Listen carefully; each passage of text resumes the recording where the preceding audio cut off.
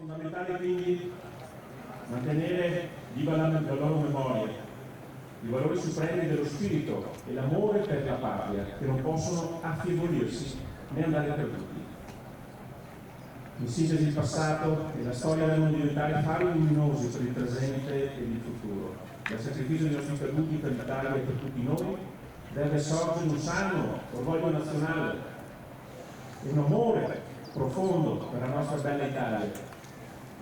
Cari caduti, sappiate che per noi a Pieve Gemona voi siete i martiri, i valorosi che hanno sacrificato la vita per l'unità e la grandezza della nostra patria.